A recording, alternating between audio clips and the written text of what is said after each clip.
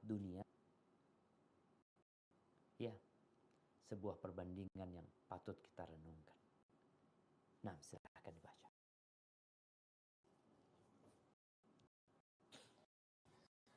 Bismillah. Hadis nomor 460.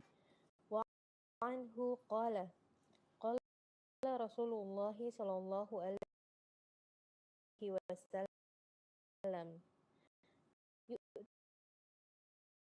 yu'tabid an ami ahli dunya min ahli nari yaumal qiyamah thumma yuqal ya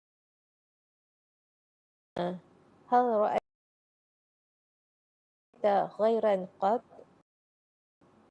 hal marra bika na'imun qad fayaqul yu'ta nasi bunyahu ya ibna adama hal ra'aita yu'san qad hal marra bika siddatun qad fayaqul la wallahi ma marra bi yu'sun qad Bu'sun. wal bu'sun ma marra bi bu'sun qad wala ra'aitu siddatan qad rawahu Muslim. Dari Anas radhiyallahu anhu, dia bercerita bahwa Rasulullah SAW sabda, pada hari kiamat kelak akan didatangkan orang yang paling banyak mendapatkan kenikmatan di dunia dari penghuni neraka. Lantas dia dicelupkan ke dalam neraka sekali celupan saja. Kemudian dia ditanya, "Hai anak Adam, apakah kamu pernah merasakan kebaikan dan apakah kamu pernah merasakan sedikit kenikmatan?" Maka dia akan berkata, "Demi Allah, tidak, wahai Tuhanku." Selanjutnya didatangkan pula orang yang paling menderita pada waktu hidup di dunia dari penghuni surga. Lalu dia dicelupkan sekali celupan ke dalam surga. Kemudian dia ditanya, "Hai anak Adam, apakah kamu pernah merasakan adanya penderitaan dan pernah merasakan sedikit kesulitan?" Maka dia menjawab, "Demi Allah, tidak, aku tidak pernah merasakan penderitaan sama sekali dan tidak pernah pula menjumpai kesulitan sama sekali." Hadis riwayat Muslim. Barakallahu fikum. Subhanallah. Bayangin ya, orang yang paling nikmat hidupnya dari penghuni neraka. Sejak zamannya Nabi Adam alaihissalam, lewat Nabi Nuh sampai hari kiamat nanti. Ini orang yang paling nikmat hidupnya. Kira-kira berapa triliun yang dia miliki? Dia punya jet pribadi, mungkin punya rel kereta api sendiri. Orang yang paling nikmat, sehat hidupnya, gak sakit-sakitan. Ketika makan gak ada pantangan buat dia. Tapi dia adalah orang kafir yang tidak beriman kepada Allah dan Rasul. Didatangkan nih, entah makanan yang paling enak di dunia itu ada di rumah dia dan dia mau makan tinggal makan. Dicelup. Tahu seperti mencelup baju. Sabghah itu orang di winter ya, dicelupin terus diangkat gitu kan. Satu kali celupan. Diangkat, membekas di dirinya. Dia bukan dicelup di air yang panas, bukan. Tapi di dalam api neraka. Yang makanannya di sana zakum. Yang kata Nabi SAW, kalau setetes dari zakum itu netes di bumi ini akan merusak penghidupan manusia. Dia dicelup satu celupan. Lalu dikeluarkan kembali. Orang yang paling nikmat hidupnya. Lalu ditanya, "Ya ibna Adam, wahai anak Adam, hal ra'ait, engkau pernah melihat kenikmatan dalam kehidupan?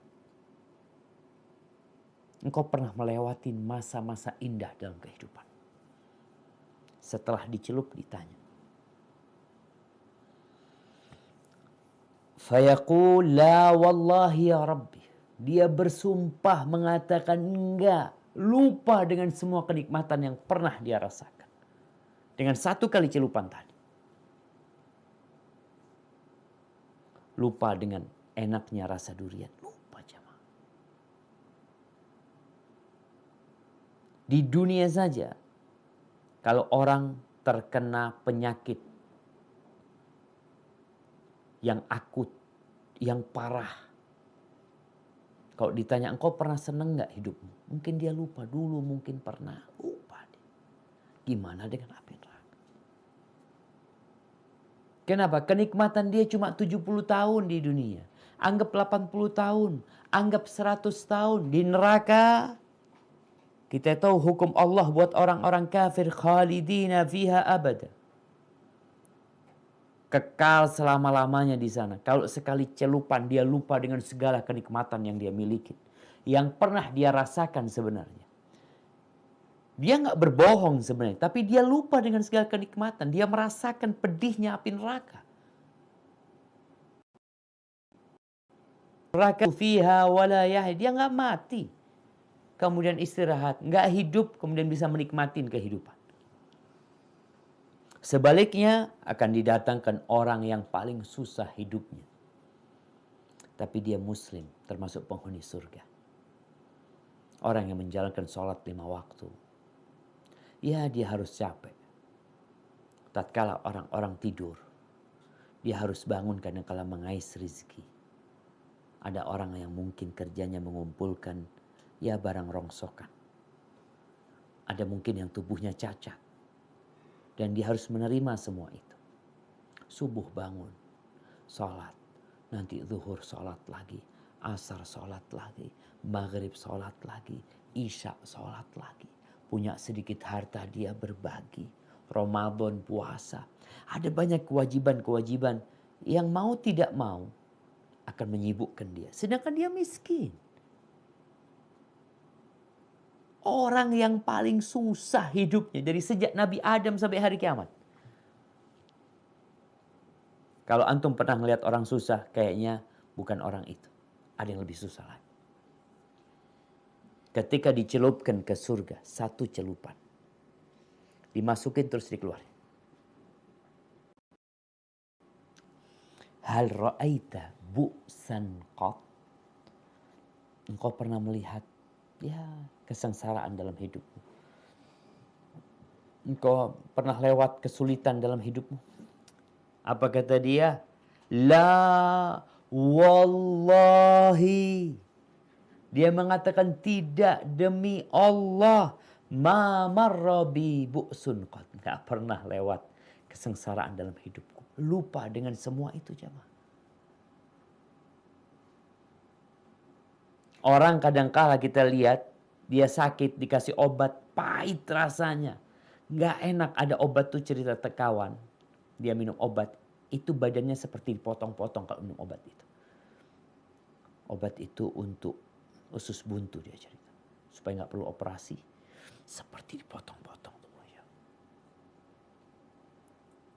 Tapi setelah sehat ditanya gimana? Aduh, selesai sudah. Gimana kalau masuk surga?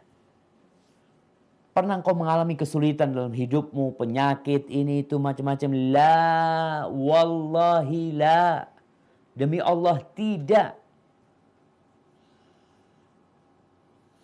Ahibati fillah. Enggak lama lagi kita. Teman-teman yang sedang dalam kesulitan. Sebagian yang harus hijrah dari pekerjaan yang haram. Kemudian dia keluar dari tempat itu. Sebagian orang keluar dari tempat kerja yang haram mencari kerjaan lain dulu baru dia mau keluar. Tapi ada orang lillahi ta'ala. Dia keluar. Dia menghadapi kesulitan di keluarganya. Di orang tuanya. Kadang-kala berpikir besok mau makan apa. Wallahu alam. Dia gak tahu juga. Subhanallah. Gak lama engkau akan seperti itu. Sebentar aja. Kehidupan dunia ini walaupun panjang sebentar. Maka dengan seperti ini, engkau jangan iri sama orang-orang yang dikasih kenikmatan. Kalau kita lihat, memang mungkin banyak orang-orang kafir yang lebih sukses ya, yang kayaknya hidupnya nyaman terus. engkau lebih nyaman hidupnya. Tinggal nunggu waktu. Dan engkau punya hati yang kalau engkau menerima ketentuan Allah kepadamu, engkau akan jadi orang yang paling kaya. Barakallahu fikum. Nah, hadis yang selanjutnya. Bismillahirrahmanirrahim. Hadis nomor 463. Wa anil mustawridi bin Syaddad radhiyallahu anhu qala Rasulullah sallallahu alaihi wasallam mad dunya fil akhirati illa mislu ma yaj'alu ahadukum usbu'ahu fil yammi falyanzur bima yarji' rawahu Muslim. Dari Al-Mustawrid bin Sayyad radhiyallahu anhu, dia berkata bahwa Rasulullah sallallahu alaihi wasallam bersabda, tidaklah dunia ini di akhirat melainkan seperti perumpamaan salah seorang di antara kalian yang memasukkan jarinya ke dalam lautan. Maka perhatikanlah air yang menempel pada jari itu. Hadis riwayat Muslim. Barakallahu fikum. Ini kenikmatan dunia yang diburu oleh miliaran manusia. Yang pagi, siang, petang, mereka memikirkan bagaimana mendapatkan dunia, bagaimana dapat ini, dapat itu. Semua kenikmatan di dunia ini, kalau kita ngelihat ada gedung-gedung pencakar langit yang tinggi, mungkin ada makanan-makanan yang enak, mungkin ada wanita-wanita yang cantik. Segala kenikmatannya kalau dibandingkan dengan kenikmatan di akhirat nanti, engkau celupkan jarimu. Engkau angkat. Apa yang berada di tanganmu? Ya mungkin ada basah sedikit. Lihatlah lautan. Itu kenikmatan akhirat. Dan kenikmatan dunia hanya basah yang ada di tanganmu. Oleh karena itu, Allah Azza wa Jalla memerintahkan kepada kita untuk berlomba-lomba bukan mencari dunia yang sedikit. Sedikit rebutan tuh orang-orang. Ada yang banyak nih kok gak mau rebutan. Logika kita di mana? Akal kita di mana? Yang banyak ditinggalin, yang sedikit diperebutkan. Ahibati fillah, ini sebuah perumpamaan dari Nabi SAW yang sangat dalam sekali tentang kenikmatan dunia dibanding dengan kenikmatan akhirat. Jangan jari ya. Engkau nyemplung. Apa bahasa Indonesia nyemplung? Nyemplung. Iya. Engkau berenang tuh di air laut lalu engkau keluar. Bukan jarimu. Engkau lihat lautan itu. Dan apa yang tersisa di tubuhmu. Tidak ada apa-apanya. Allah Azza wa Jalla mengatakan, wa fi dzalika falyatanafasil mutanafisun. Tuh urusan surga, kenikmatannya yang tidak ada batasan. Kalau mau bersaing, di sana tempat bersaing. Kalau mau berlomba-lomba, di sanalah seharusnya berlomba-lomba. Kalau bicara kenikmatan yang sedikit tadi, yang kita tahu bakal ditinggalin semuanya juga, orang berlomba-lomba. Yang terkadang membuat mereka saling iri. Bahkan menggunakan sihir, kadangkala saling membunuh. Untuk urusan kenikmatan dunia. Kakak beradik. Untuk kenikmatan yang seperti air di tangan dibandingkan lautan itu, karena kalau mereka tidak bertegur sapa gara-gara warisan. Gara-gara tanah 1 meter berdarah-darah mereka. Kita ngelihat ada rumah-rumah sengketa, bertahun-tahun sengketa. Orang berjualan di pinggir jalan sama jualannya, tidak bertegur sapa. Apa yang kau rebutkan sebenarnya?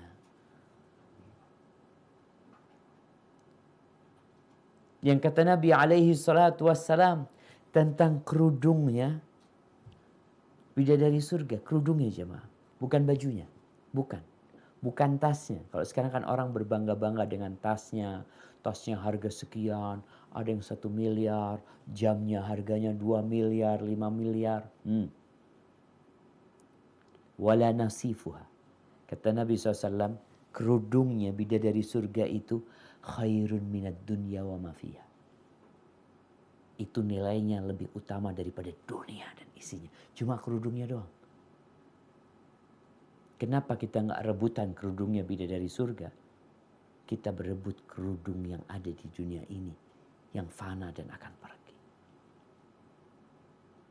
Maka sekali lagi tatkala engkau terobsesi untuk berebut sesuatu dalam urusan dunia ini, ingat,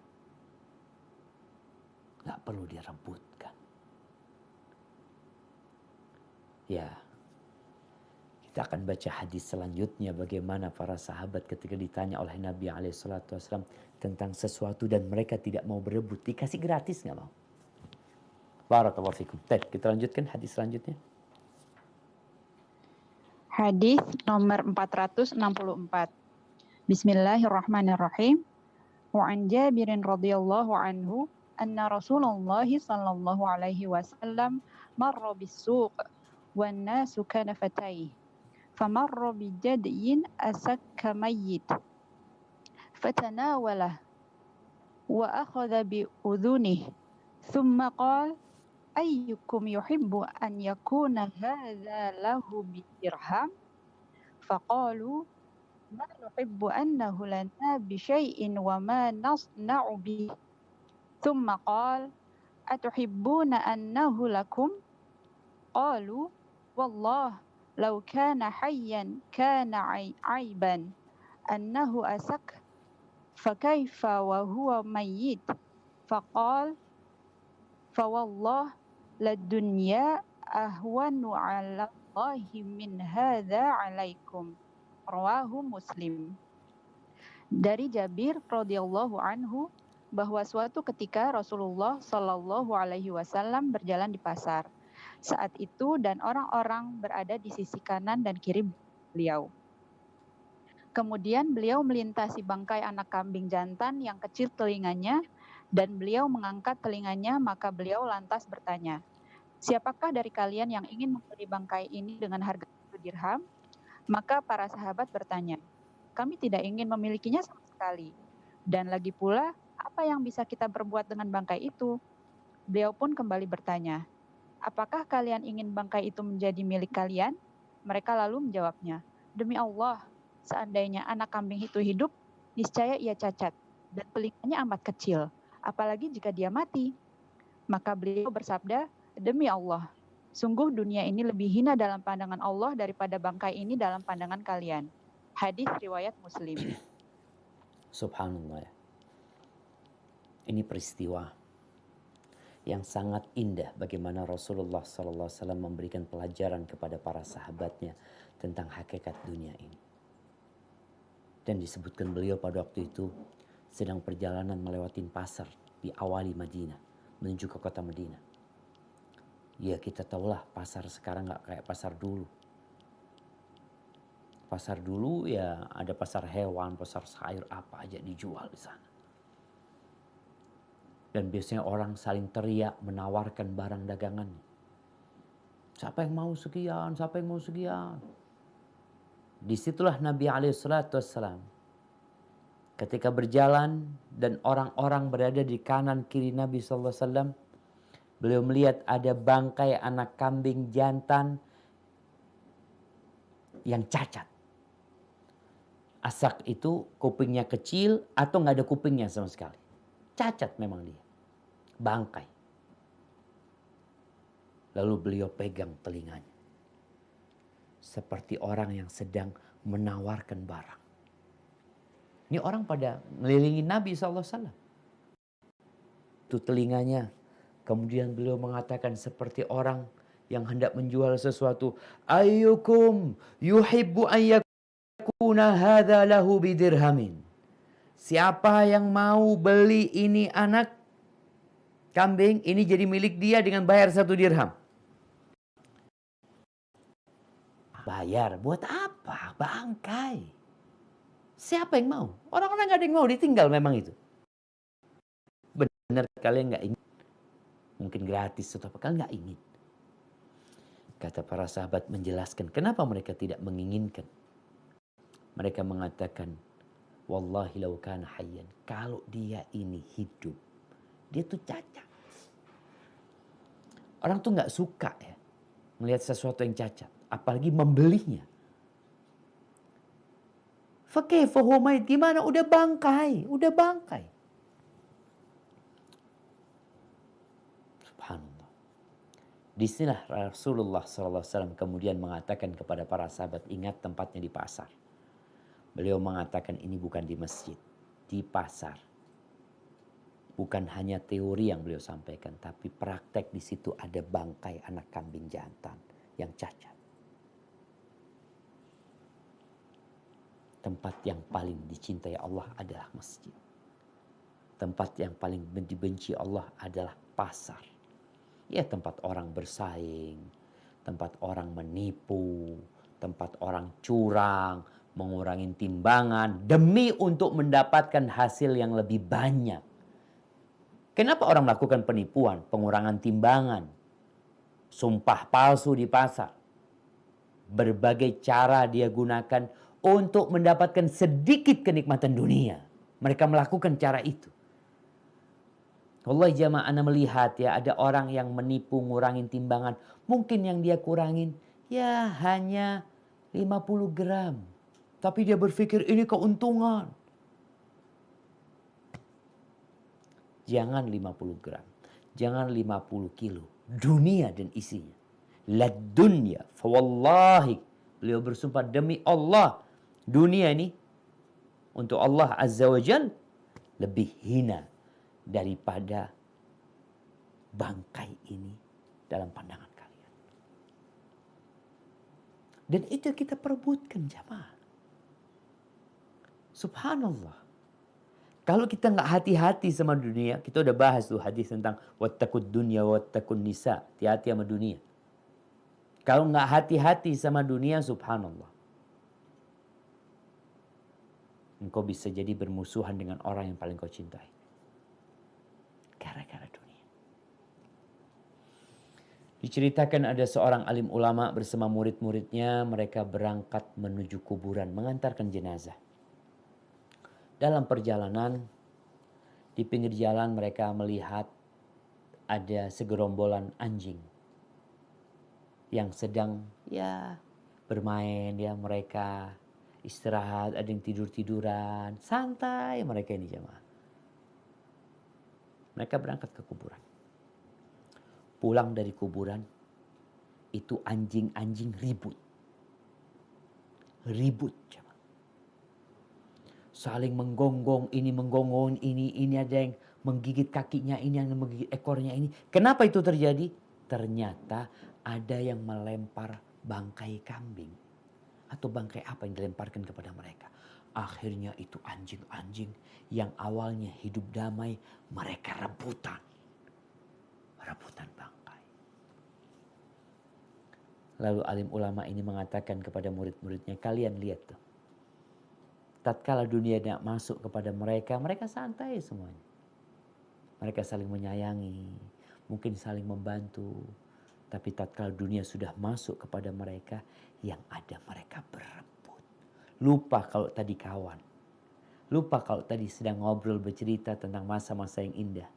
Yang ada, ini milikku, aku lebih berhak, padahal dia akan tinggal semuanya. Maka habati fillah, Rasulullah SAW benar-benar cinta kepada para sahabatnya. Karena takut tatkala dunia dibukakan, mereka lupa dengan hakikat dunia. Subhanallah. Barakallahu fikum. Nah, silahkan dilanjutkan.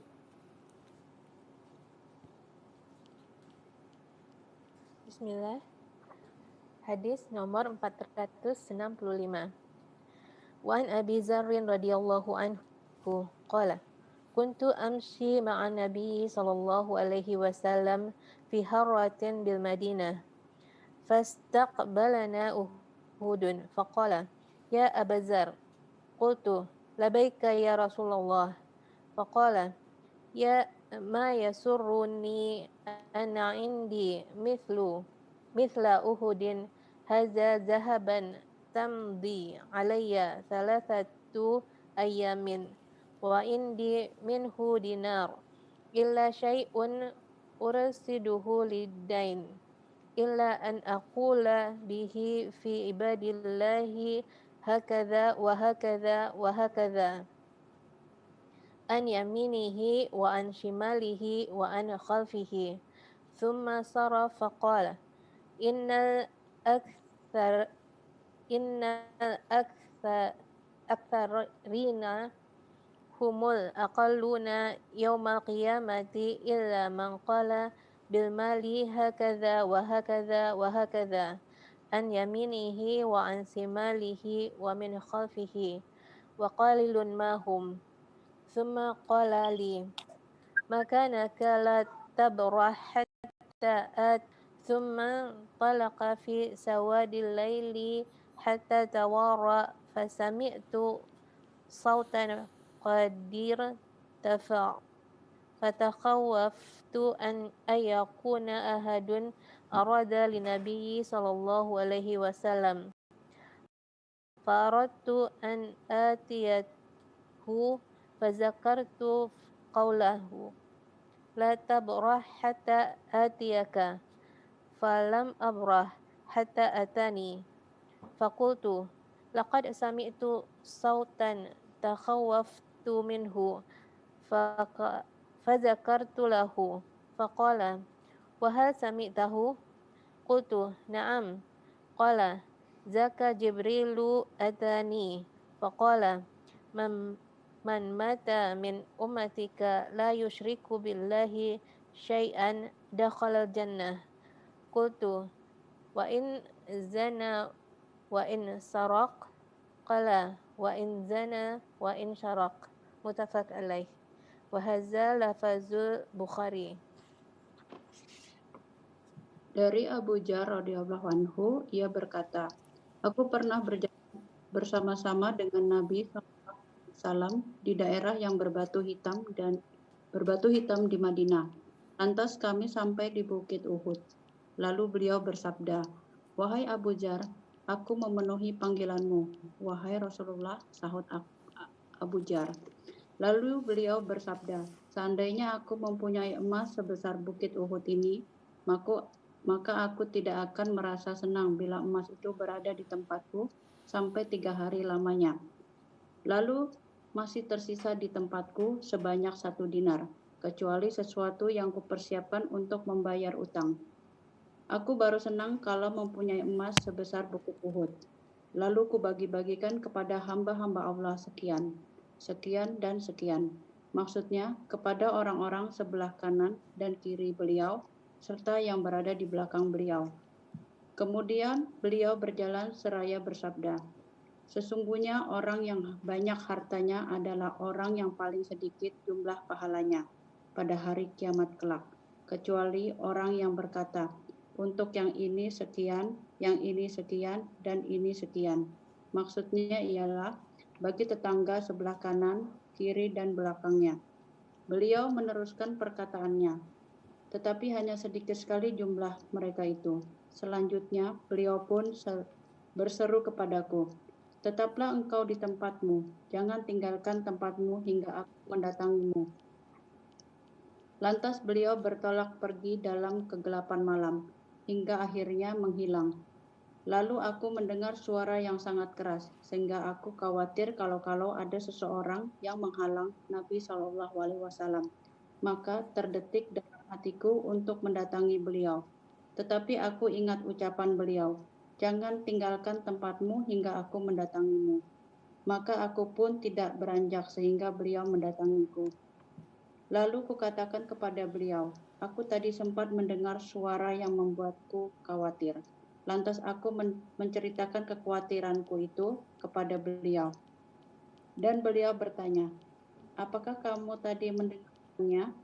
Ya, jawabku. Beliau bersabda, itu adalah Jibril yang datang kepadaku dan berkata, siapa dari umatku meninggal dengan tidak menyekutukan Allah dengan sesuatu pun, niscaya dia masuk surga.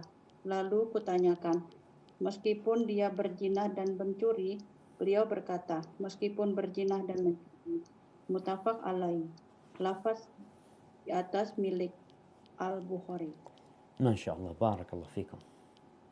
Subhanallah, hadis ini mengandung keutamaan Abu Dzar radhiyallahu anhu. Bagaimana Nabi SAW berjalan berduaan bersama dia di Harrah Madinah, salah satu daerah bebatuan kota Madinah. Tahu-tahu lagi jalan tuh, ini kayaknya lewat Harrah Syarqiyah. Tahu-tahu mereka muncul, depan mereka ada Gunung Uhud. Ada yang menyebutkan Gunung Uhud ini diameternya 7 kilometer. Apa kata beliau? Beliau tidak ingin gunung ini jadi emas milik beliau. Lalu 3 hari, lewat 3 hari masih ada yang tersisa. Kecuali ini sebuah arahan dari Nabi SAW. Kalau engkau punya utang, bayar utangnya. Jangan sodako, utangnya nggak dilunasin. Beliau mengatakan kecuali sesuatu yang aku simpan untuk melunasi utang. Karena ada utang yang belum jatuh tempo. Tapi paling tidak uangnya itu sudah disimpan. Ini pelajaran penting dari Nabi SAW. Karena sebagian orang, dia punya utang dan sudah mampu membayar, dia simpan, nunggu orangnya datang. Namun sebagian itu memutar uang tersebut dengan harapan nanti bisa dapat untung lebih banyak. Akhirnya buntung. La untung wala utangnya bisa dibayar.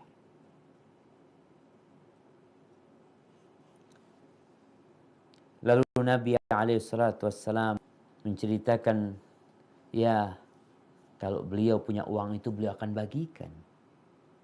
Dalam riwayat lain disebutkan di depannya, kanannya, belakang, kirinya, belakangnya, semua dibagiin lah. Mau dibuat apa tuh duit? Ini menunjukkan betapa dermawannya Rasulullah Sallallahu Alaihi Wasallam. Beliau lebih dermawan daripada angin yang ditiupkan. Sallallahu ala nabiyina wasallam. Tapi apa kata Nabi SAW? Wa qalilun mahum. Sedikit ya. Orang yang berbagi itu sedikit. Beliau mengatakan yang paling banyak, orang yang paling banyak hartanya di dunia itu yang paling sedikit pahalanya di akhirat kecuali orang tadi yang pandai bersedekah. Dia bagi depan tetangganya, belakang tetangganya, kanan kirinya, dia selalu perhatian sama mereka. Dan sedikit. Subhanallah jemaah. Seorang syekh bercerita bahwasanya kalau kita perhatikan orang-orang yang tanya tentang hukum zakat, tentang hukum sodako ini, orang-orang yang nggak terlalu kaya sebenarnya sih. Ya mungkin kalau dikatakan zakatnya itu kalau dihitung dari uang dia, mungkin zakatnya cuma ya 2,5 juta. Dia bertanya, dia peduli itu. Dia punya uang 100 juta, dia jadi takut berapa zakatnya Pak Ustadz, gimana cara mengeluarkan zakatnya, peduli itu. Tapi ketika hartanya sudah bertriliun-triliun, jarang di antara mereka. Qalil kata Nabi SAW. Yang kemudian peduli sama tetangganya. Kemudian berbagi dengan masyarakat. Tanya kepada ustadz. Gimana ustadz? Ana punya uang sekian ustadz. Ana punya aset sekian. Apa yang harus ana lakukan? Qalil kata Nabi SAW. Sedikit yang kayak gitu. Tapi kebanyakan mereka, tatkala harta mereka bertumpuk-tumpuk, punya tuh sebesar Uhud emas, bertriliun-triliun, malah malas sedekah. Nggak lagi datang kajian. Nggak lagi hadir di masjid di shaf pertama. Engkau punya uang, udah cukup buat hidup 1000 tahun. Tapi malas berbagi dengan orang. Subhanallah jemaah ya. Itu baginda Nabi kita Muhammad alaihi salatu wassalam. Beliau itu susah hidupnya. Tapi tatkala beliau dapat rezeki, beliau berbagi dengan orang lain. Kita tahu bagaimana Nabi SAW ketika haji wada, berapa ekor onta yang beliau korbankan? 2 ekor, 3 ekor, mungkin sebagian kita berkorban 3 ekor sapi, 5 ekor sapi, mungkin yang 20 ekor ya. Sapi, Masya Allah. Gede-gede sapinya. Nabi SAW mengorbankan 100 ekor onta. Rumahnya 5 kali 5. Meninggal dunia Nabi SAW dalam kondisi baju besinya digadaikan untuk beli gandum buat istri-istrinya. Makanya hati-hati tatkala engkau menjadi orang kaya dan lebih kaya lagi. Kalau engkau tidak mendekatkan diri kepada Allah, yang ditakutkan tertipu dengan gemerlapan dunia ini. Mungkin dalam pikiran, enggak, insya Allah Anda ngumpulkan harta untuk sedekah, untuk berbagi. Banyak duitmu, mana sedekah? Berapa persen kau sedekahkan? Mungkin lebih baik engkau dulu daripada sekarang. Innal insana la yatgha ar-ra'ahu istaghna.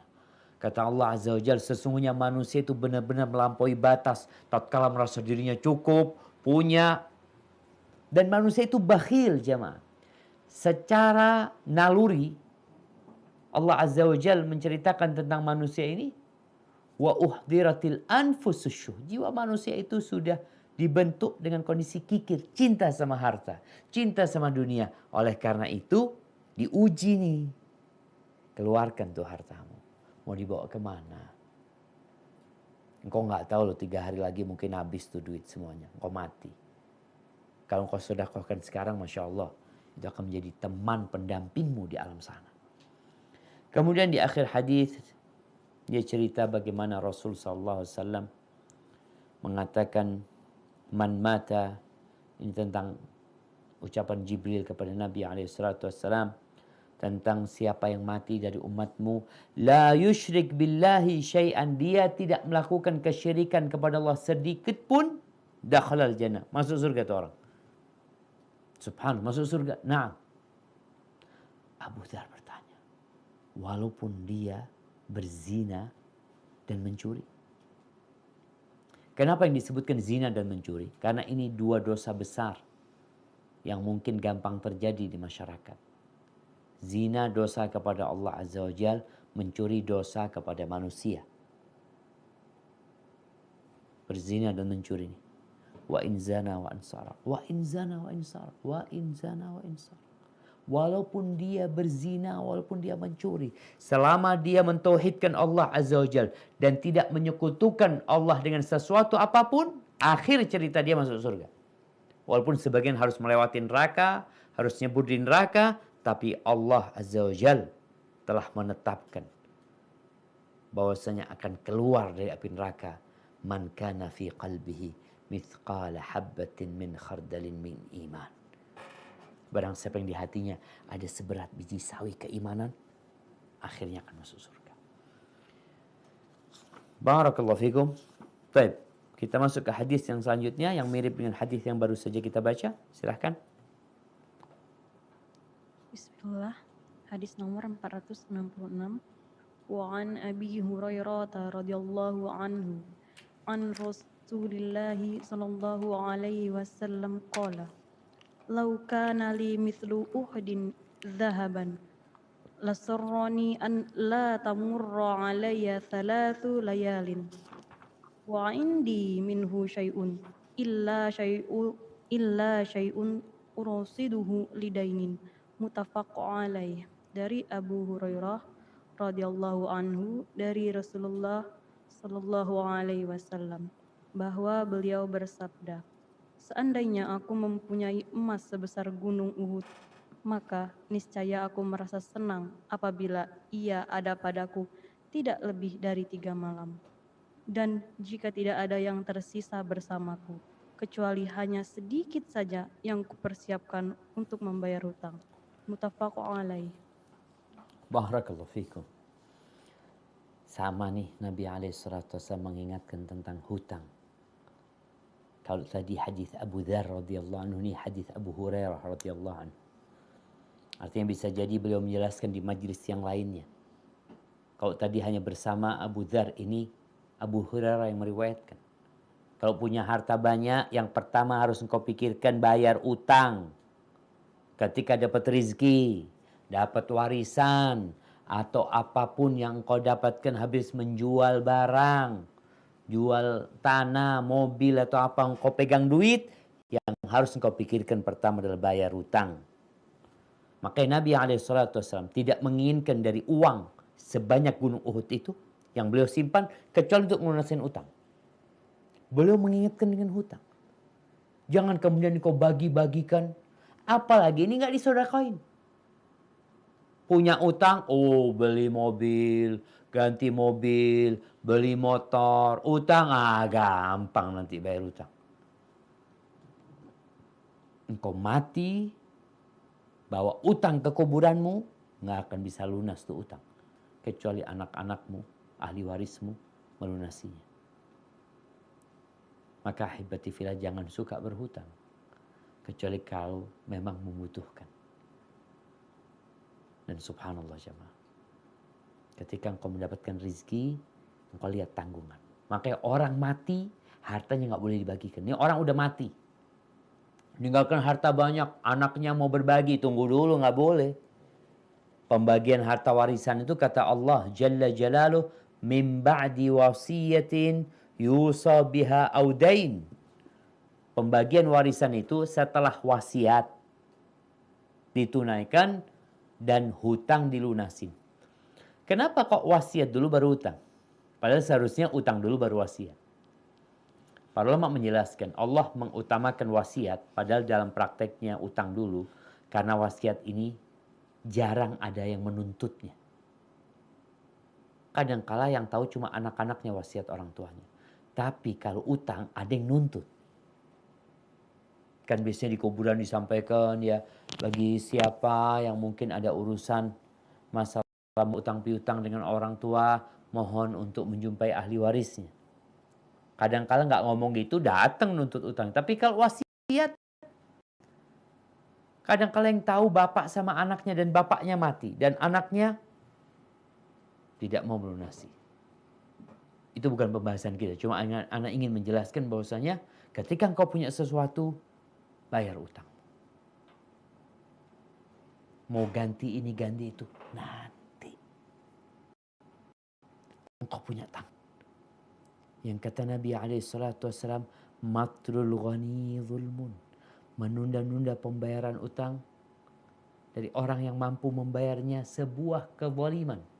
Zalim engkau.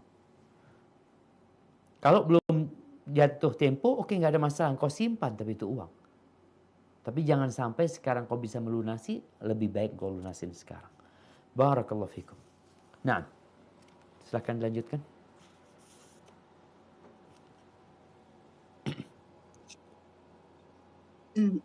Hadis nomor 467. Bismillahirrahmanirrahim. Wa anhu qala Rasulullah sallallahu alaihi wasallam, unduru ila man huwa asfala minkum wa la tangduru ila man huwa fawqakum fa huwa ajdaru an la tajdaru nikmatallahi alaikum. Muttafaq alaihi. Wa hadha lafadz wa fi riwayati lil Bukhari, idza nadhara ahadukum ila man fuddila alaihi fil mali wal khalqi falyanzur ila man huwa asfala minhu. Darinya juga Abu Hurairah radhiyallahu anhu, dia bercerita bahwa Rasulullah Shallallahu alaihi wasallam bersabda, lihatlah kepada orang-orang yang lebih rendah daripada kalian, dan janganlah kalian melihat kepada orang-orang yang berada di atas kalian. Karena yang demikian itu lebih bisa membuat kalian tidak meremehkan nikmat Allah yang telah dilimpahkan kepada kalian. Muttafaq alaih. Dan lafaz hadis ini adalah milik Muslim. Dalam ini disebutkan, jika salah seorang di antara kalian melihat kepada orang yang diberi kelebihan dalam hal harta dan rupa, maka hendaklah dia melihat kepada orang yang lebih rendah daripada dirinya. Subhanallah jamaah. Nih, bagaimana kita menghadapi kehidupan yang semakin tahun orang tuh semakin canggih. Kita punya handphone ya, mungkin paling canggih, tahun depan ada yang lebih canggih lagi. Kita punya mobil udah bagus, keluar jalan ketemu mobil-mobil yang lebih bagus lagi. Kita punya usaha udah sukses, ketemu fulan yang lebih sukses lagi.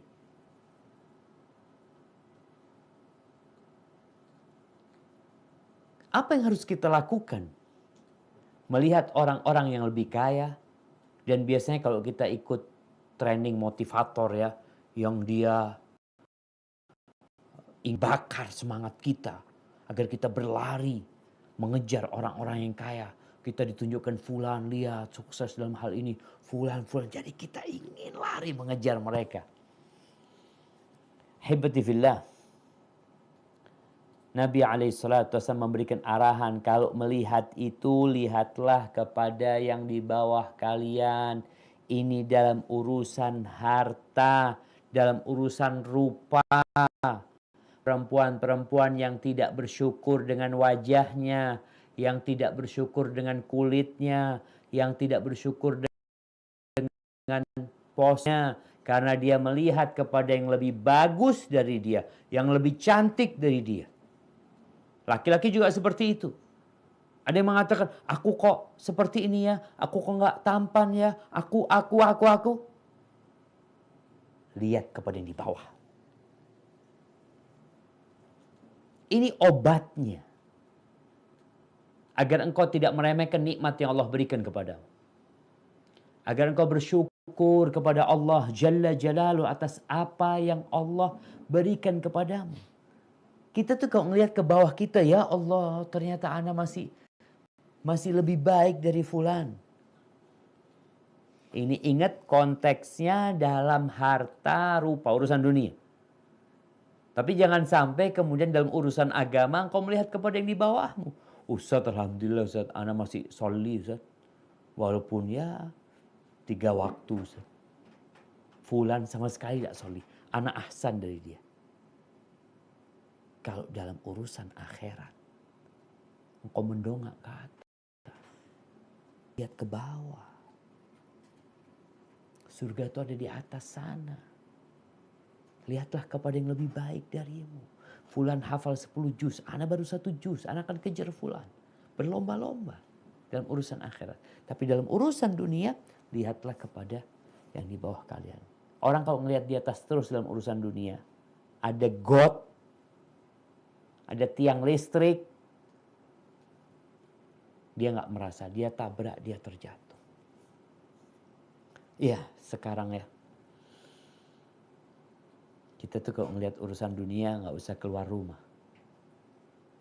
Ada orang yang kerjanya dengan handphonenya dia lihat. Handphone terbaru ya. Allah, bagus banget ini. Lihat lagi. Jam, ada yang suka ngelihat jam. Coba sekarang antum lihat orang-orang yang susah hidupnya. Makanya kita kadang kala ngasih tahu anak-anak tuh. Ketika dia nggak mau makan atau dia meremehkan satu nikmat, kita tunjukkan kepada mereka. Lihat nih orang-orang di daerah pedalaman Afrika atau orang-orang yang miskin. Yang hidup kurus kerempeng. Yang harus berebut makanan. Kenapa? Mengajarkan kepada dia agar bersyukur. Kalau engkau orang tua mengajarkan itu kepada anakmu, kenapa engkau nggak ajarkan kepada dirimu untuk melihat kepada yang di bawah, bukan kepada yang di atas. Agar kita bersyukur, agar kita bisa ya menikmatin kehidupan ini dengan segala kekurangannya. Kalau engkau naik motor, lalu engkau melihat kepada orang yang naik mobil, engkau ngelihat, Allahu Akbar, kapan anak punya mobil ya? Kayaknya bahagia banget tuh yang punya mobil. Benarkah seperti itu? Yang punya mobil itu, ketika melihat kepada orang yang punya moge, motor juga sama motormu, cuma motormu kuno, ada punya moge, dia, ya Allah, kapan aku punya seperti itu ya. Itu motor bisa untuk beli 3 mobil dia mungkin. Dan ini penyakit. Kita nggak akan pernah bersyukur. Makanya kalau engkau naik motor, lihat kepada orang yang naik becak. Tukang becaknya. Yang dia harus mengentu becak sambil berkeringat. Engkau alhamdulillah. Lihat orang-orang yang cacat yang duduk di atas kursi roda. Ada orang-orang yang tidak mampu untuk pindah sendiri, harus dibopong, harus dibantu. Tapi memang kehidupan dunia sekarang ini ingin menciptakan orang-orang yang materialisme. Yang tidak ingat sama akhirat. Antum lihat perumahan-perumahan, klaster-klaster yang ada. Di mana rumah yang paling besar? Di depan. Di mana rumah yang paling kecil, yang paling sederhana? Di belakang sekali. Ini orang yang paling kaya di depan, nggak pernah melihat orang yang lebih rendah dari dia. Karena rumah dia paling depan, datang langsung masuk rumahnya. Tapi itu orang yang paling miskin. Tiap hari kalau berangkat kerja, dia ngelewatin. Ketika berangkat kerja dilihat rumah, ya Allah bagus banget ini. Bagus, bagus. Sampai yang paling bagus. Dia lihat, Masya Allah ya. Baik. Pulang kerja, yang dia lihat pertama rumah yang paling bagus. Ya Allah, Masya Allah. Kapan anak punya kayak gini? Baliknya, bagusan yang tadi. Terus baru ketemu rumah dia yang kecil, yang di pojokan sana. Itu dibuat, agar orang lupa dengan akhirat. Ahibati fillah. Semua kenikmatan dunia itu hanya seperti air laut yang menempel di jarimu tatkala kau memasukkan dibandingkan dengan nikmat akhirat. Barakallahu fikum. Baik, mungkin ini yang bisa kita kaji pada kesempatan kali ini. Kita masuk ke sesi tanya jawab. Subhanallah jamaah. Semoga Allah menyadarkan kita tentang hakikat kehidupan dunia. Naam, tafadhali. Jazakallah khair Ustaz. Ana persilakan untuk yang pertama mungkin dari Lubuk Linggau. Tafadhol Lubuk Linggau untuk mengunmute dan bertanya kepada Ustaz Hafizahullah Ta'ala. Baiklah. Assalamualaikum warahmatullahi wabarakatuh. Waalaikumsalam warahmatullahi wabarakatuh. Ahlan wa sahlan. Naam, tafadhali. Izin bertanya Ustaz berkaitan dengan hadis 466 yang ingin saya tanyakan. Manakah yang lebih utama ketika kita mendapatkan rezeki antara kita mencicil hutang dengan memberi sedekah atau infak kepada orang tua kita yang sangat membutuhkan, yang mana kadar hutang dan infak itu sama nilainya, dengan harapan ketika memberi kepada orang tua memasukkan kebahagiaan ke hatinya, maka kita akan dimudahkan oleh Allah dalam melunasi hutang. Terima kasih Ustaz. Masya Allah, barakallahu fikum. Ahibati fillah. Yang pertama kita harus tahu kewajiban, ada yang sunnah, ada yang mubah aja. Kemudian tingkatan-tingkatan kewajiban itu beda-beda juga. Tapi kalau pertanyaannya antara utang dan sedekah, maka lebih utama bayar utang. Sekarang Ustaz, nyicil nih, cicilan. Kalau sudah jatuh tempo kita memang harus bayar tuh cicilan. Umpamanya kita bicara tanggal 10 Jumadil Ula. Itu jatuh tempo. Kita punya uang, kita harus bayar tuh utang.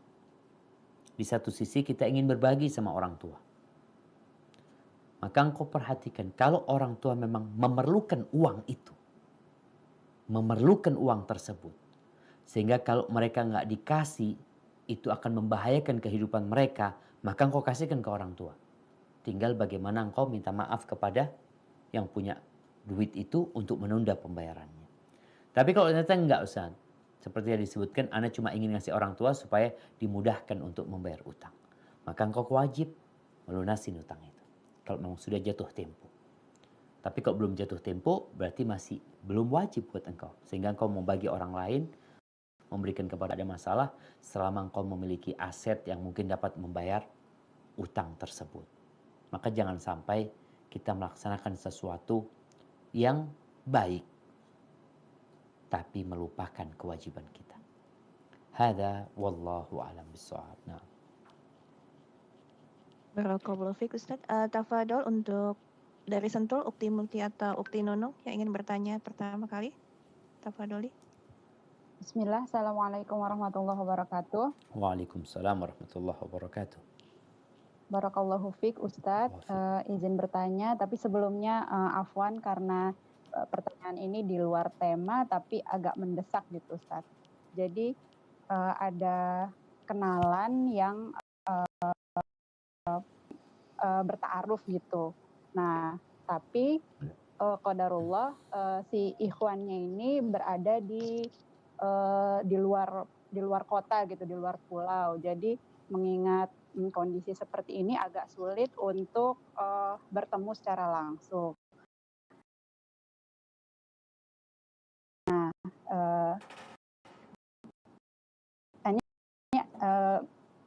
jadi dia berkonsultasi ke saya gitu bagaimana enaknya, dan saya chat gitu supaya tidak berpakah bukan gitu Ustadz. Jadi ada si ikhwan, ada si akhwat, dan ada orang lain. Itu yang pertama. Yang kedua, apakah akhwat tersebut harus mengikut sertakan mahramnya di dalam grup chat itu, ataukah cukup hanya misalkan orang tua, salah satu dari orang tua saja, misalnya ibunya gitu, untuk supaya tidak mohon petunjuknya gitu Ustaz.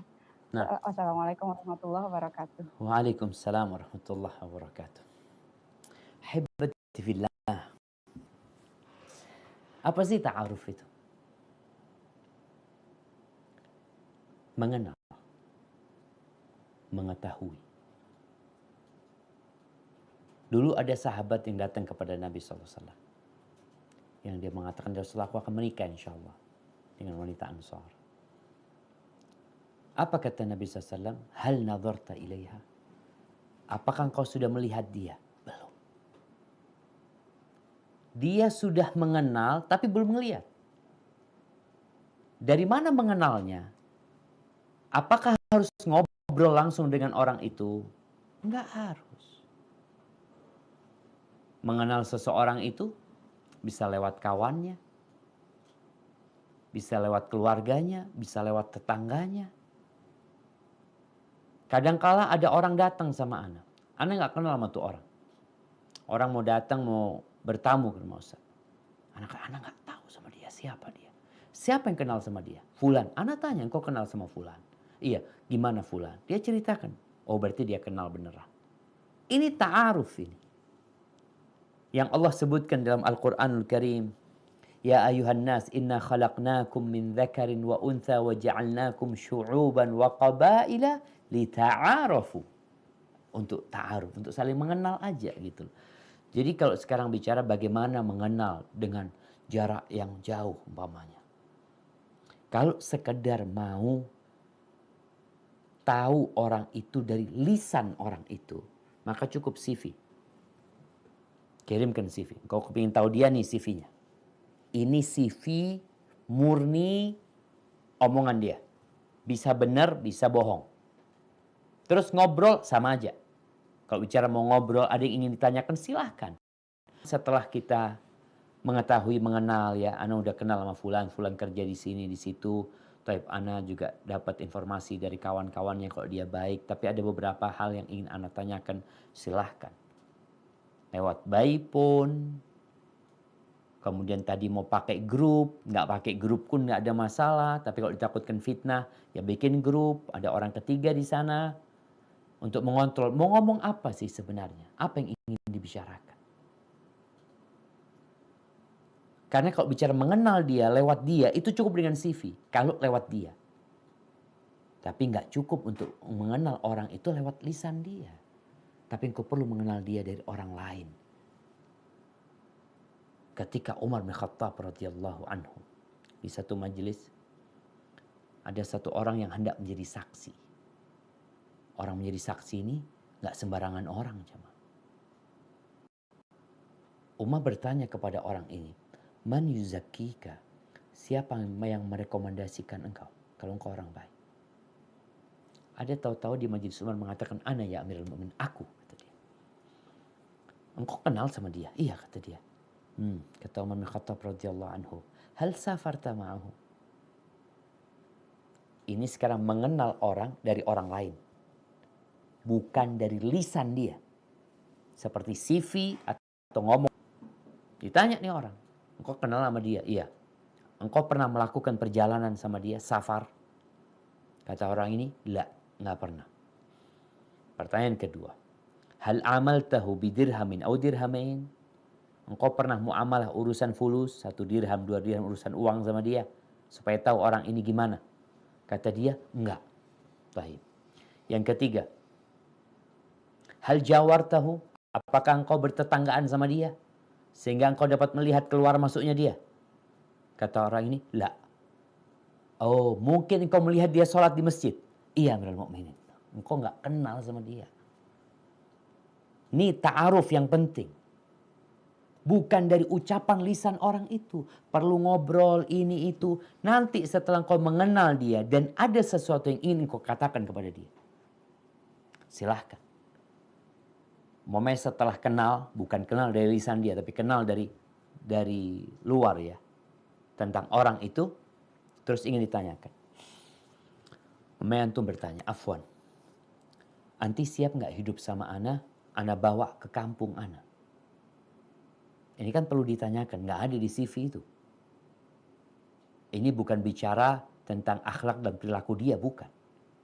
Tapi bicara tentang kesiapan dia. Oh, ternyata nggak siap. Ya udah, berarti nggak bisa dilanjutkan. Memang ada yang diomong. Atau dikatakan anti siap nggak hidup susah sama anak. Karena anak menanggung orang tua, menanggung ini, dan penghasilan anak nggak banyak. Ini perlu ditanyakan. Tapi kalau ngobrol, mau tanya, kesukaanmu apa sih? Udah ada di CV itu. Sukanya pisang goreng, sukanya ini dan itu. Jadi ta'aruf itu jamaah. Ada hal-hal yang memang nanti berdampak kepada kehidupan rumah tangga. Itu yang perlu dikenal. Dan itu bisa dilakukan dengan CV tadi. Kalau memang ada orang mau tanya, dia kalau tidur ngorok enggak? Soalnya anak nggak bisa tidur kalau ada orang yang ngorok umpamanya. Ada hal-hal yang memang perlu dia tanyakan. Tapi jangan ya cuma chatting yang gimana kabarnya, yuk ketemuan yuk, ini itu macam-macam. Ya sama aja pacaran akhirnya nantinya. Ada pacaran jarak jauh sekarang. Jadi bukan ta'aruf. Jadi ta'aruf itu sekedar kepentingan untuk mengenal dia. Kalau orang-orang yang pacaran itu, oh nggak cukup 6 bulan. Ada yang pacaran sampai 6 tahun. 6 tahun ternyata nggak kawin sama dia. Itulah yang disebut dengan pacaran nantinya. Maka tolong kalau engkau ingin mengenal dia, nggak butuh waktu lama. Waktu 1 bulan kau mengenal tuh laki, tuh perempuan. Engkau butuh waktu 1 hari. Bertanya kepada orang yang kenal dia puluhan tahun. Bukankah itu nyaman buat kita untuk mengenal seseorang? Nggak perlu capek-capek, kita tahu fulan, berkawan sama dia 10 tahun di tempat kerjanya, insya Allah kenal sama fulan sudah. Hadza wallahu a'lam bissawab. Nah.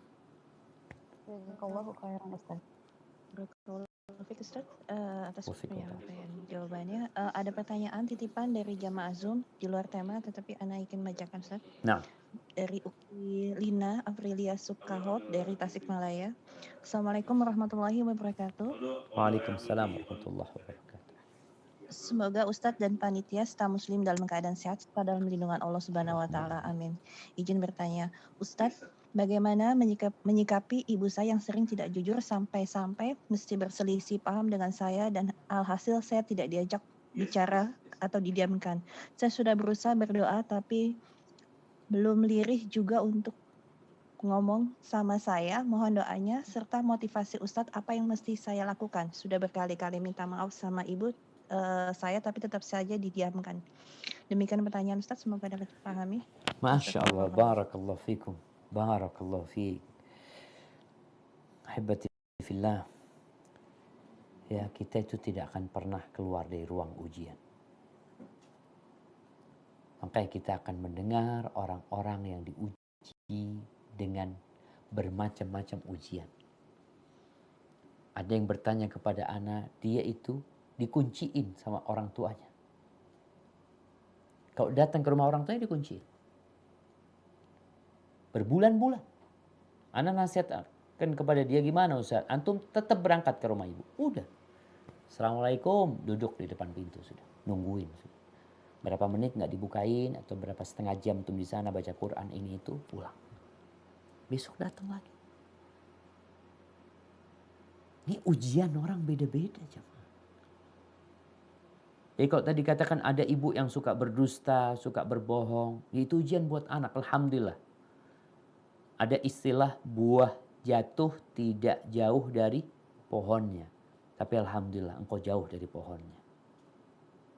Engkau belajar, engkau ngerti bahwa itu nggak boleh. Sekarang bagaimana memperbaiki ibu? Kondisi sekarang memang ya anti bersabar. Anti berusaha untuk berbuat baik sama ibu. Walaupun didiamkan, kadang-kala kalau didiamkan beda rumah agak nggak terlalu parah, tapi kalau satu rumah ya seliweran, nggak salam wala apa, ya anti tetap salam. Assalamualaikum.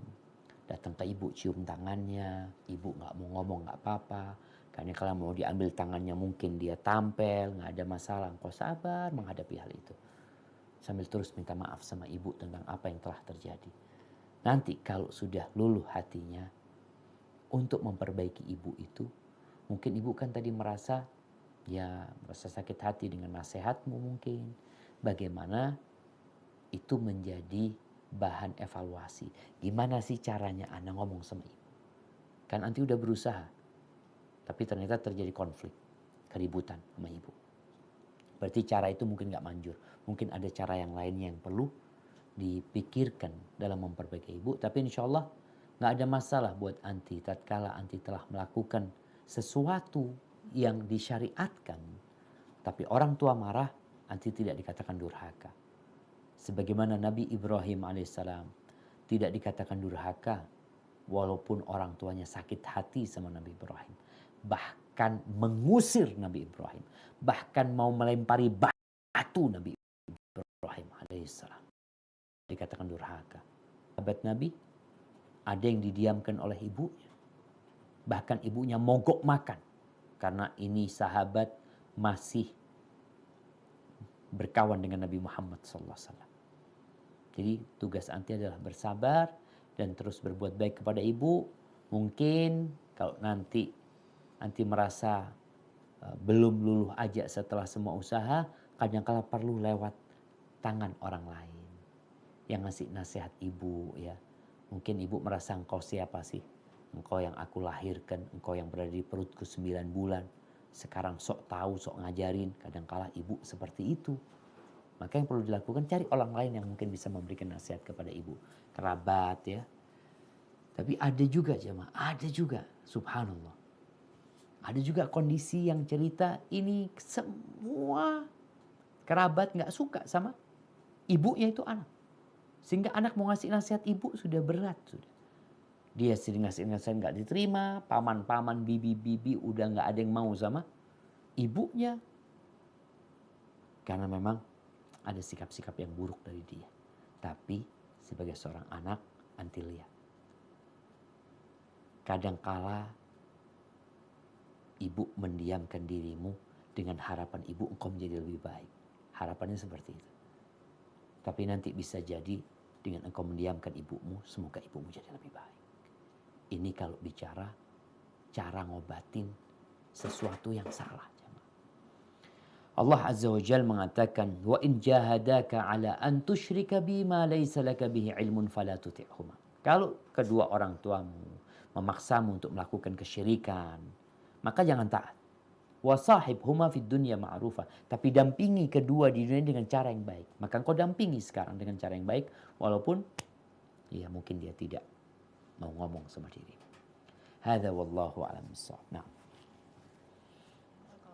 Ana tafadholi untuk Ukti Nunung. Jika ingin bertanya dari Sentul, langsung unmute. Assalamualaikum warahmatullahi Waalaikumsalam warahmatullahi wabarakatuh. Barakallahu fiik Ustaz. Wa fiik wa barak. Nah, izin bertanya, tapi mohon maaf pertanyaannya tidak sesuai dengan tema kajian hari ini Ustaz. Jadi saya punya seorang teman Ustaz, beliau wanita soleha dan suaminya berpoligami. Kemudian beliau sudah menerima gitu dan berusaha menjadi istri yang soleha gitu Ustaz. Tapi di dalam prakteknya ternyata dia merasa suaminya sering bersikap tidak adil, kemudian jadi berubah sifatnya jika dibandingkan dengan kondisi sebelum berpoligami. Jadi suami itu sering marah-marah dan dibandingkan dengan istri yang keduanya. Nah, hal tersebut membuat dia jadi merasa tertekan. Di sisi lain dia harus berusaha untuk bertahan, tapi terkadang dia suka merasa putus asa. Bukan putus asa, maksudnya dia sering merasa kok kayak gini gitu, gak berguna. Jadi dia sering ada keinginan dia untuk bercerai gitu. Tapi dia merasa sulit juga untuk memutuskan bercerai karena dia memiliki anak-anaknya banyak gitu Ustaz. Dan dia suka minta pendapat ke saya, gimana ya apa cerai aja gitu. Nah saya terus terang bingung gitu Ustaz kalau ditanya seperti ini. Sebaiknya gimana ya Ustaz ya? Masya Allah, barakallahu fiik. Nah, ini pertanyaan yang menarik jemaah.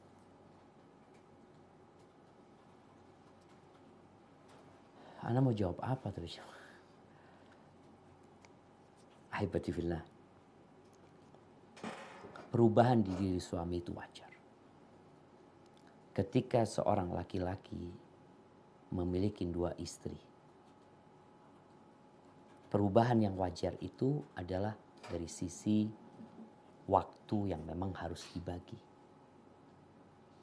Perhatian yang juga harus dibagi. Cinta yang juga harus dibagi. Jadi sang istri menghadapi suami yang mungkin berubah, seharusnya sabar. Baik, kalau bicara suami marah-marah, coba dicari tahu apa sebabnya. Jadi kadangkala suami ini sedang mabuk cinta sama tuh perempuan, sama istri yang kedua itu. Karena istri yang kedua ini nggak punya anak ya, bisa melayani dengan baik, Masya Allah. Sehingga di sisi itulah mungkin sang suami merasa kalau datang ke rumah anti, ya Allah ribut banyak anak-anak ini. Istri mungkin tadi dalam kondisi dia memang harus bersabar menghadapi suami yang nikah lagi. Dia masih punya kewajiban ngurusin anak-anak. Sehingga mungkin pelayanan dari anti memang nggak bisa sempurna. Tidak seperti dulu juga. Sehingga suami pun mungkin merasakan engkau berubah. Istri merasa suaminya berubah, suami merasa istrinya berubah. Nah, subhanallah jemaah. Apa yang harus dilakukan? Kalau memang suami sudah sampai titik zalim. Tapi ana sampaikan tadi, jangan dulu berpikir untuk cerai. Mungkin yang harus engkau pikirkan bagaimana sekarang engkau dia memaksimalkan pelayanan kepada suami. Sesuai dengan yang kau mampu. Gak usah bicara tentang istri dia. Ketika suamimu ada di rumah, dia menjadi suamimu. Ketika dia di luar, ya sudah. Dia suami perempuan tadi. Maka tugasmu sekarang menghadapi hal ini dengan cara berusaha untuk memaksimalkan pelayanan yang engkau mampu lakukan. Tapi kalau ternyata suami zalim, karena ini ada konflik ya. Mungkin sang suami merasa istrinya berubah, istri merasa suaminya berubah. Jadi nggak bisa diputuskan ketika ada pertikaian seperti ini. Cuma kalau memang zalim suami, istri boleh gugat cerai. Boleh gugat cerai. Terus bagaimana anak-anak kasihkan kepada suaminya. Nih bawa nih anak-anak bawa ke rumah istrimu sana. Suruh ngurisin tuh istrimu. Ini anakmu. Karena memang secara agama itu anak tanggung jawabnya suami. Jadi tatkala seorang ibu yang diceraikan kemudian dia menyusui, dia merasa berat menyusui, Karena kalau dia nyusun itu anak, mungkin nggak ada orang laki yang mau menikahin dia, serahkan kepada suaminya. Fadl, kau bawa tuh. Dengan harapan suami sadar.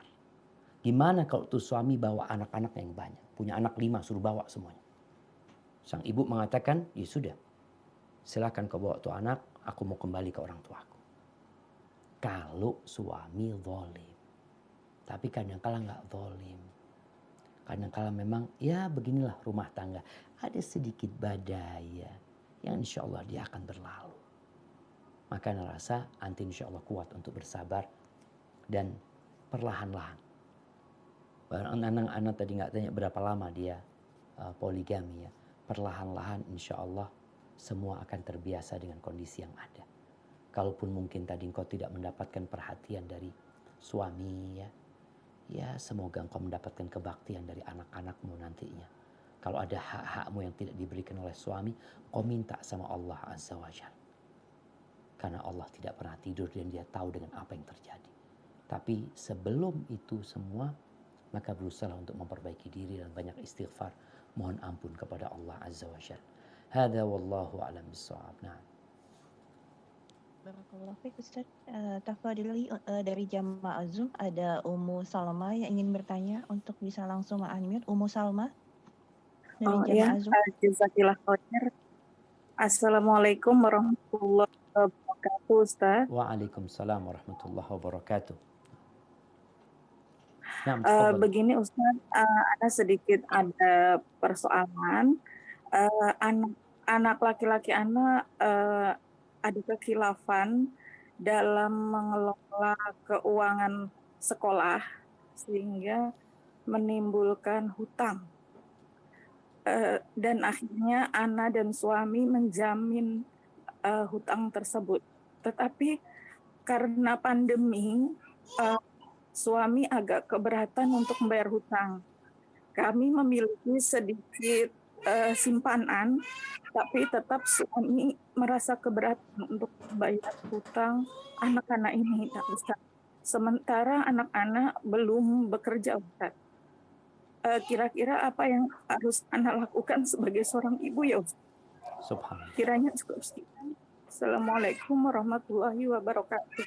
Waalaikumsalam warahmatullahi wabarakatuh. Nah, jamaah. Sebelum Ana menjawab pertanyaan ibu ini, Allah Azza wa Jalla mengatakan wala tu'tus sufaha amwalakum allati ja'alallahu lakum qiyaman. Ingat, jangan memberikan harta kepada orang-orang yang belum lengkap akalnya. Karena itu tadi, harta ini tonggak kehidupan. Mau nggak mau. Kejadian di kampus kita, ada mahasiswa yang nunggak. Akhirnya kita hubungin orang tuanya. Kata orang tuanya, kita tiap bulan kirim itu duit. Tapi ini mahasiswa tidak melunasi. Dia mungkin ada kebutuhan ini dan itu. Kadangkala itu terjadi. Maka kalau bisa orang tua ini untuk membayar SPP sekolah anaknya, biaya perkuliahan anaknya, itu langsung tanpa melewati dia. Apalagi sekarang semua bisa online. Tapi sekarang apa yang harus dilakukan ibu? Sebenarnya masalahnya itu perlu komunikasi sama suami. Sepertinya suami hendak memberikan pelajaran kepada anak. Kalau memang dia ingin memberikan pelajaran kepada anak. Bapak sama ibu ini harus satu kata dalam mendidik anak. Karena ditakutkan si bapak melarang, ibu ngasih. Kalau ternyata ayahnya memang melarang, ibu berusaha untuk mendukung suami. Demi kebaikan ini anak. Cuma kan perlu ngobrol yang enak sama suami. Kalau bicara punya simpanan, sebenarnya bisa bayar itu. Tapi kayaknya suami berat. Bukan hanya karena kondisi pandemi mungkin karena tadi ada unsur ingin mendidik anak itu. Kalau ada unsur ingin mendidik anak itu, maka ibu jangan berusaha untuk mencari pinjaman.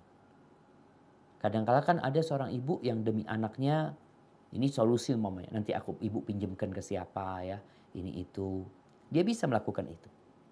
Tapi yang ditakutkan ini merusak hubungan nanti antara bapak sama anak.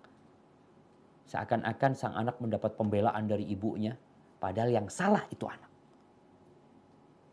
Bapaknya nggak salah, yang salah itu anak. Maka Ana rasa kalau bicara ibu untuk melunasi, mungkin ibu bisa cari utangan untuk melunasi. Tapi coba dikomunikasikan dengan suami. Kalau di suami memang masalahnya masalah ekonomi, tidak ingin melunasi, mungkin ibu bisa menawarkan gimana kalau mungkin Ana carikan utangan ya, seperti ini. Kalau nanti suami mengatakan iya, ya ahlan wa sahlan.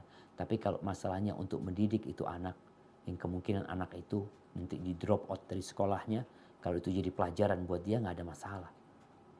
Karena ada anak-anak yang perlu dikasih pelajaran oleh orang tuanya.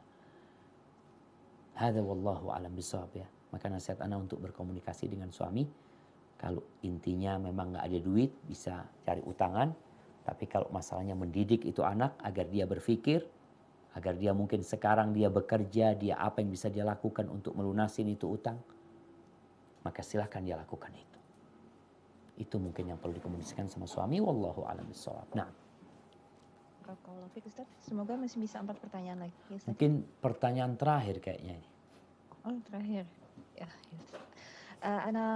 Ana persilakan Ukti dari Jamaah Azum, Ukti Solihah dari Jamaah Azum. Baik, terima kasih. Assalamualaikum warahmatullahi wabarakatuh. Waalaikumsalam warahmatullahi wabarakatuh. Ahlan wa sahlan. Naam, tafadhali. Ustadz, saya single parent usia 43 tahun. Sudah 10 tahunan saya sendiri.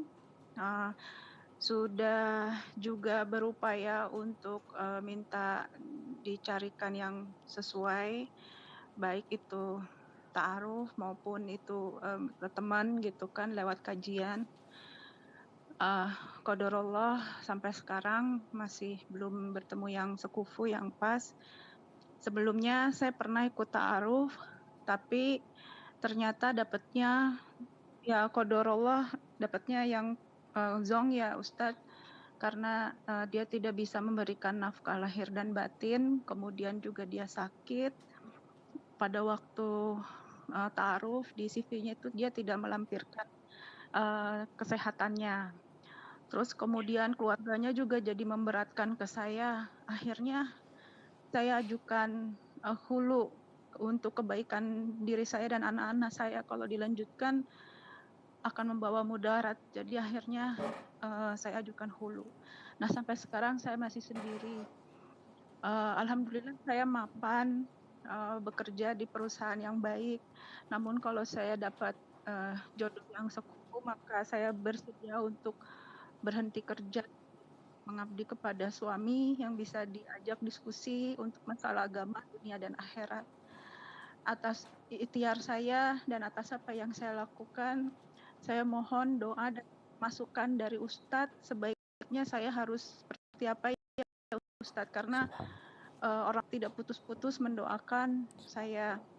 Kemudian teman-teman juga ada yang berupaya membantu, namun qadarullah belum ada yang sesuai karena lebih banyak yang usianya lebih muda, ataupun kalau ada yang terlalu tua gitu, atau ada yang sudah punya istri. Nah saya nggak mau kalau jadi belum siap saya untuk poligami, dan saya khawatir dan takut untuk istri yang pertama gitu Ustadz. Mohon masukannya dan doanya Ustadz. Masya Allah. Assalamualaikum Waalaikumsalam warahmatullahi wabarakatuh. Nih yang buat ikut program ta'aruf, tadi Anda sudah ingatkan, jangan percaya sama CV. Dan tidak perlu berbulan-bulan mengenal seseorang. Cukup mencari tahu orang yang kenal sama dia, yang dekat sama dia, kerabat dia, tetangga dia, kawan dia. Insya Allah kita bisa menggali informasi yang lebih akurat daripada dari dia sendiri. Buktinya tadi ukhti yang bertanya dapat, ternyata orangnya ya tidak sesuai. Apa yang harus dilakukan sekarang coba? Allah Azza wa Jal tidak pernah ingkar janji. Ibu Anti sudah berdoa. Anti juga berdoa. Usaha dan upaya dilakukan. Allah mengatakan, ud'uni astajib lakum. Berdoalah kepada aku, pasti aku kabulkan. Tidak ada yang sia-sia dari doa-doa yang Anti pinta kepada Allah Azza wa Jalla. Karena sejatinya Allah lebih tahu dengan apa yang dibutuhkan oleh Anti. Jawaban dari doa yang dipanjatkan itu satu dari 3 hal. Yang pertama, Anti minta jodoh, Allah kirim jodoh. Jawaban kedua, Allah nggak kirim jodoh buat Anti. Tapi Allah selamatkan Anti dari petaka yang buruk. Dengan doa yang Anti panjatkan. Karena kita nggak tahu akan ada musibah apa yang menimpa kita. Tapi dengan doa-doa kita ternyata ada petaka-petaka yang hilang. Yang kita nggak tahu gitu loh. Yang ketiga, Allah kumpulkan doa-doa Anti sebagai pahala buat Anti. Maka nasihat Ana jangan pernah berhenti berusaha dan berdoa. Berdoa, perbaiki diri. Perbanyak istighfar. Jangan bersandar kepada manusia. Jangan mengatakan mungkin fulan bisa bantu Ana, mungkin fulan bisa bantu. Allah yang bisa bantu Anti. Yang lainnya mudah insya Allah. Dan kemudian, ya, kita nih kadangkala, kalau tadi Anti katakan, Anti punya kriteria yang Anti inginkan. Nggak masalah dapat yang lebih mudah. Yang penting dia soleh. Yang penting dia itu akhlaknya baik, agamanya baik. Lebih tua pun nggak masalah. Bayangin umurnya Aisyah dengan umur Nabi SAW. Umurnya Nabi SAW dengan umurnya ya Ummu Salamah umpamanya. Umurnya Zainab bintu Jahash. Jaraknya jauh. Kalau paling jauh sama Aisyah. Tapi dengan istri-istri yang lainnya jauh. Dan bagaimana Nabi SAW menikah dengan wanita yang lebih tua. Nabi umur 25 tahun SAW. Beliau pernah menikah dengan yang berumur 40 tahun. Radhiyallahu ta'ala an Khadijah. Tapi Nabi juga pernah menikah dengan yang lebih muda. Jadi itu nggak jadi standar kufu ya buat Anti kalau bicara ada yang lebih muda atau yang tua banget. Tadi kalau tua banget memang dia orang soleh, orang baik. Kata Hasan Basri, la tuzawwij ibnataka illa min taqi. Jangan menikahkan putrimu kecuali dengan orang yang bertakwa. Ini menjadi standar yang tidak boleh tidak ada dalam laki-laki tersebut. Bertakwa. Kenapa kok harus seperti itu? In ahabbaha akramaha. Kalau orang bertakwa ini cinta kepada putrimu, maka dia akan memuliakan putrimu.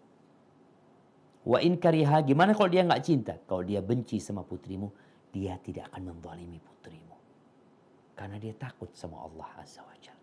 Hadza wallahu a'lam bissawab. Itu yang bisa Ana sampaikan pada kesempatan kali ini. Kurang lebihnya mohon maaf. Ana doakan semoga semua dikabulkan, dimudahkan hajatnya. Subhanakallahumma wa bihamdika asyhadu an la ilaha illa anta astaghfiruka wa atubu ilaik. Wassalamualaikum warahmatullahi wabarakatuh.